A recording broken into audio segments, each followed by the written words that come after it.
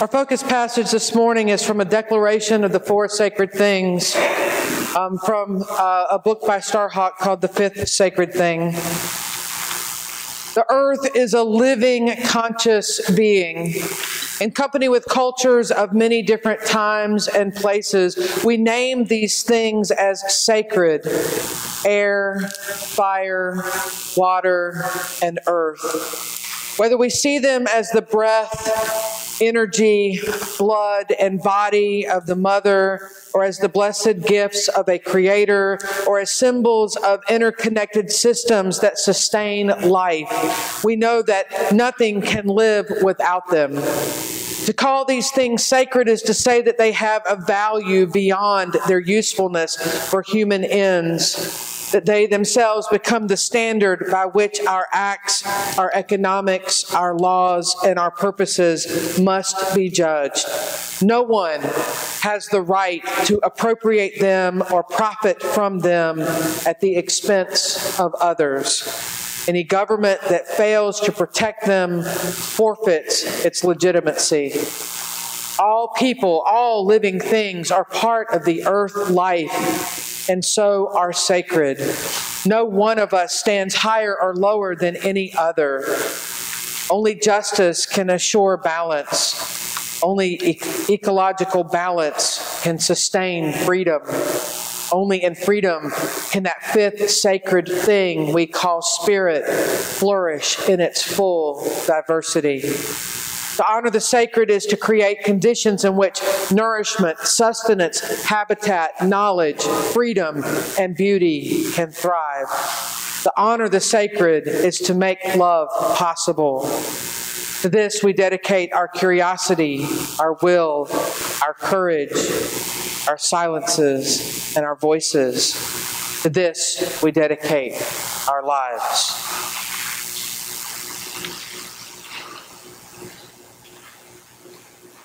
When Lynn and I conceived of this service, immediately we began to talk about the difference between the sacred and the secular. And while our comments are predominantly Lakota in nature, this is certainly not unique to the Lakota people. And so we would like to talk to you this morning about the sacred and the secular.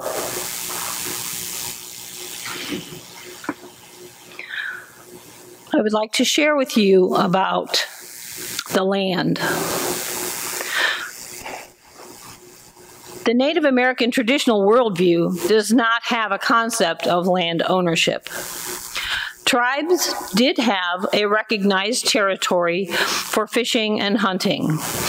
When one native tribe clashed with another, it was over their ability to hunt and fish in those spaces, not about owning anything. The overarching philosophy was that the people were to live in harmony with the land. The earth is our mother, and as such is sacred. The rivers, the trees, the rocks know the stories of generations of people living in harmony with the land and all of her resources. The very dust on the ground is the bones of our ancestors. When Indian people began being forced off their ancestral lands and marched off to new locations, this was a grievous hurt because they were being removed from the land of their ancestors. Many died on these forced marches, often called the Trail of Tears. Some died from the extreme physical toil that it took to make such a march, but many died from sickness of spirit at being separated from their ancestors. A number of English colonies were established in North America between 1606 and 1670 by individuals and companies whose investors expected to reap rewards from their speculation. They were granted commercial charters by King James I, King Charles I, Parliament, and King Charles II. England and its investment companies were attempting to recreate the same land ownership structure in America that was present in England. However, the settlers wanted to move away from this structure. The late 1700s saw the colonists settle and claim as much land as possible to be held privately. It didn't matter to the early colonists that the land was already occupied. The native people considered themselves stewards of the land, not landowners, which is a stark contrast to the European settlers who were determined to stake claims and own privately the land.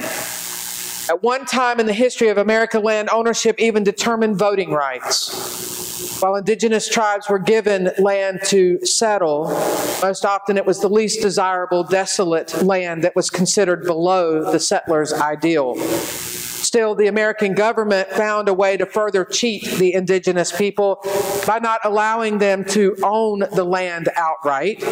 Instead, they held the land in trust for all native people, an injustice that continues today. Water. The sacredness of water has never been more in the awareness of native and non-native minds as it has over the past year and a half or so. For Native American tribes, water does so much more than sustain. It is sacred. It is a living thing to be revered and protected. It is our cultural touchstone. Many of us refer to the rivers as our brothers. Water is part of every second of our lives. Everything has water flowing through it. Everything has life. In the words of Standing Rock Sioux Tribal Chairman David Archambault, we have a serious obligation, a core responsibility to our people and to our children to protect our source of water. Water is sacred. Mini Wachone. Water is life. Our planet is comprised of vast amounts of water. We have oceans, lakes, rivers, streams, and underground water systems that provide us with one of the most important necessities of life. We cannot survive without water. And yet we behave as though our water supply is endless and that our behavior has zero impact on our water supply.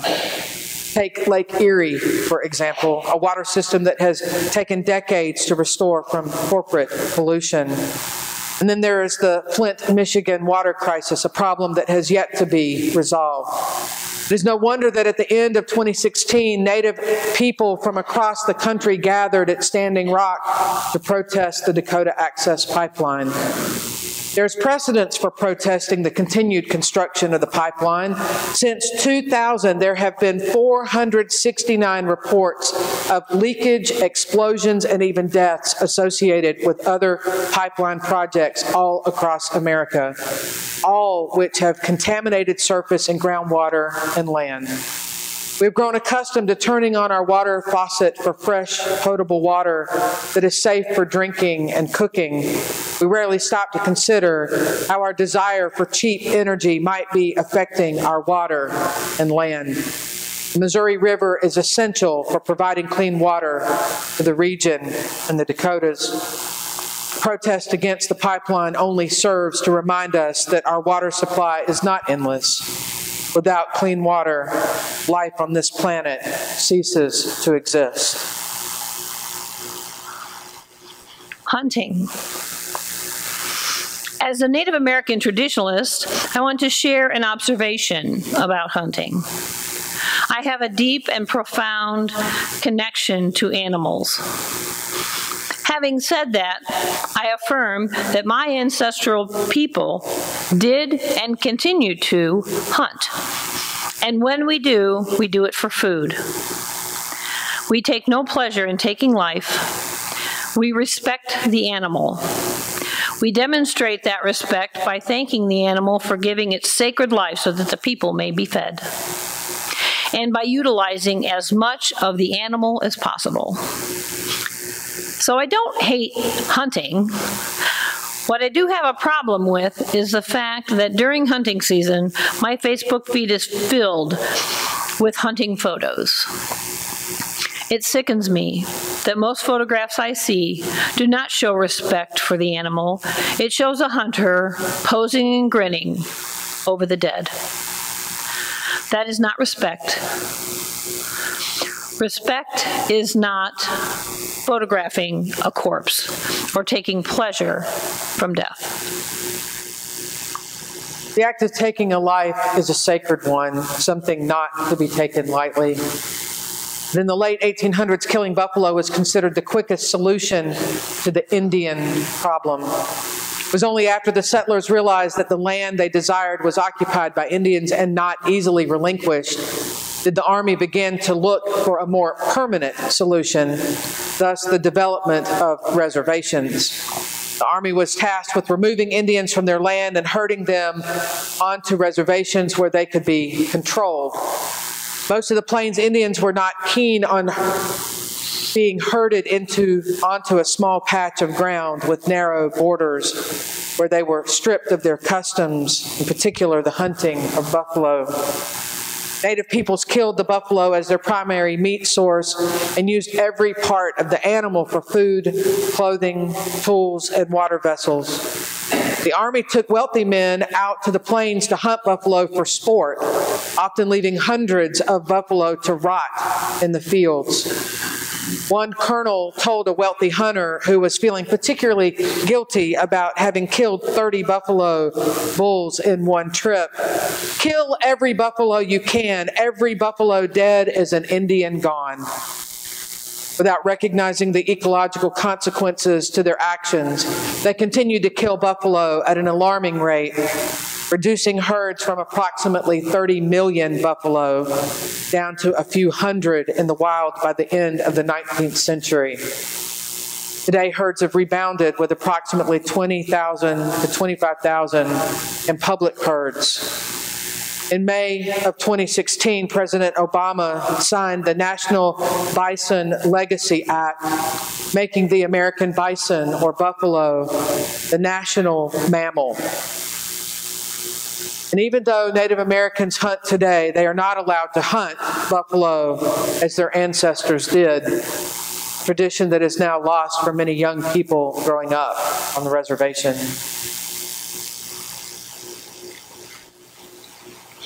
Traditions and culture. Native American traditionalists are often asked if we want to go back to the teepee and buffalo days. And I'll admit, there are moments that I would answer a resounding yes. Most of you know me as a person who uses technology every day.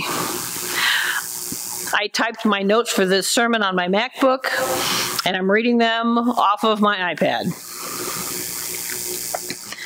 So it's not like I wouldn't feel certain impacts on me if I were back in the buffalo and teepee days. However, I did not feel the need to waste paper to write my sermon if I can keep it electronically. So I've learned that I can use technology to accomplish tasks while living in my culture.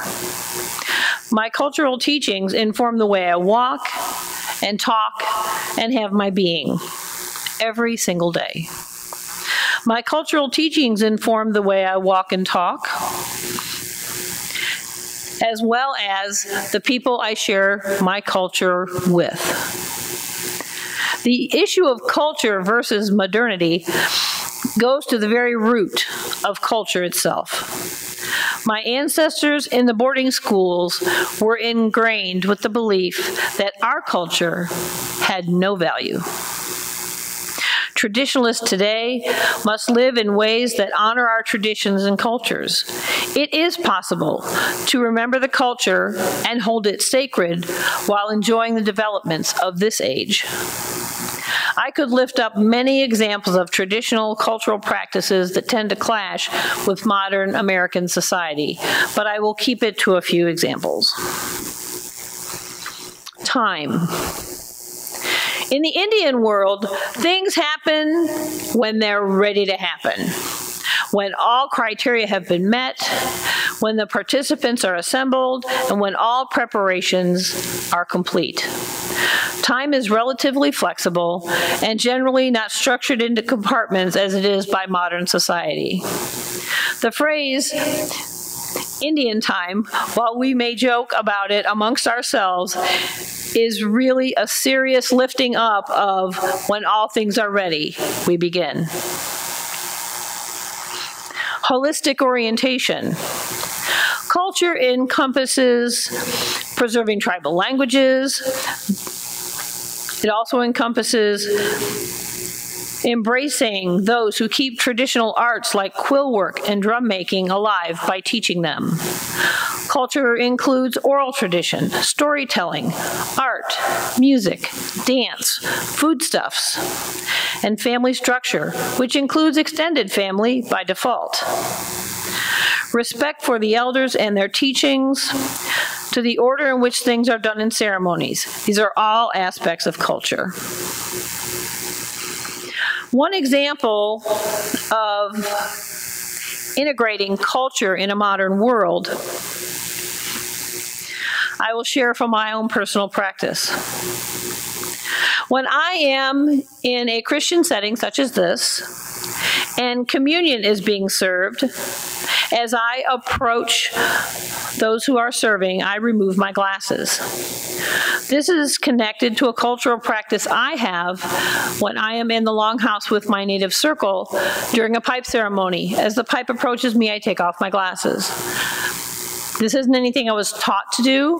It's something that felt right to me, that I didn't want any man-made thing between this sacred thing that was happening and that God was right there in the space and my face. I didn't want anything between my face and God's face, I guess you could say. So I do the same thing with communion, that when we have communion, I feel the presence of the holy. And I don't want anything to be a barrier between that presence and myself. The traditions and culture of Native American populations is vast and varied. But for most indigenous people, there's a heritage that has been passed down through the generations via the elders of the tribe. The language of most Native peoples was spoken, but not necessarily written. The various tribal songs, dances, and festivals were also practiced, but not necessarily recorded. When it was clear to governmental officials that placing Native people on reservations was not enough to force them to assimilate, then they took additional actions by creating boarding schools for Native children. During the late 19th and early 20th centuries, Christian missionaries set up schools on reservations to provide Native children with a Euro-American style education. These missionaries were paid to provide education with the goal being assimilation. When assimilation was not achieved at the missionary schools located on the reservations, boarding schools were built great distances from the reservations as a way of isolating Native children from their families and their traditions and culture.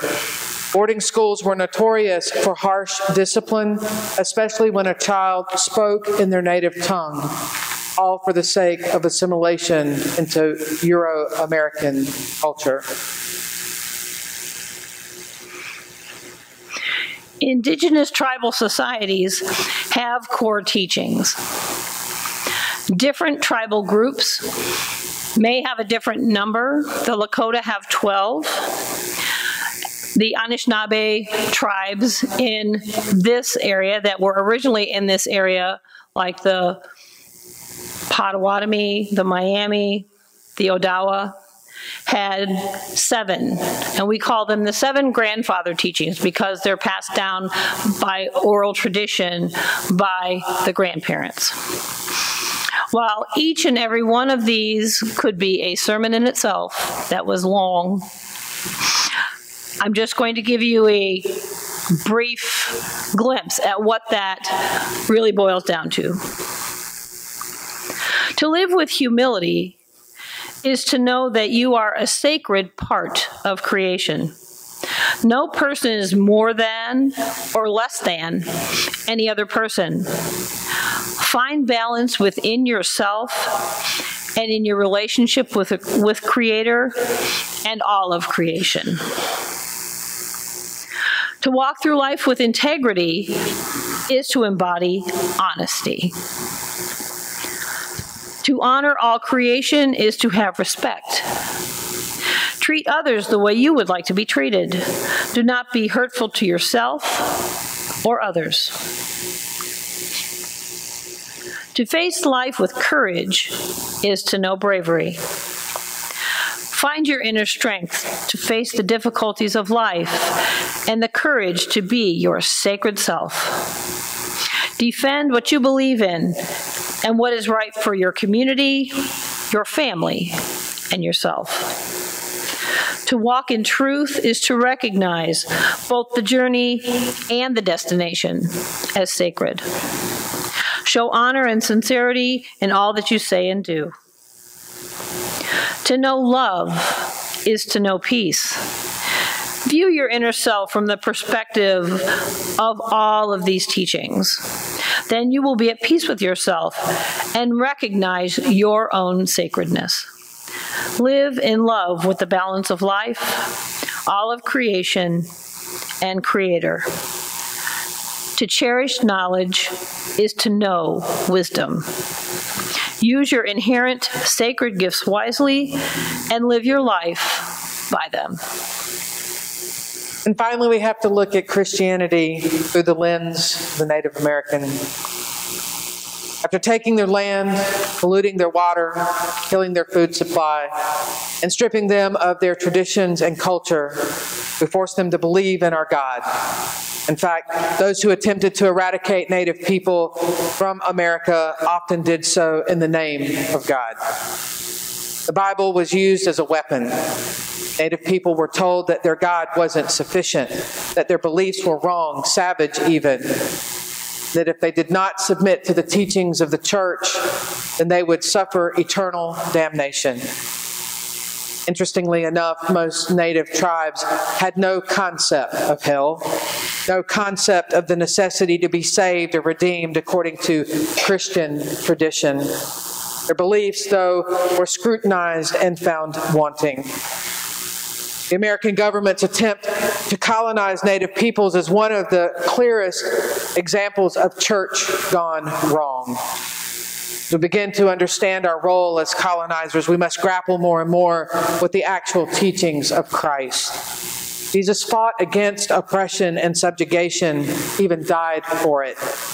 Jesus was killed for being an enemy of Rome and for inciting people to rethink who God is and how God works in the world. Now, in the 21st century, we are tasked with continuing the works of Christ, of teaching love, not hate.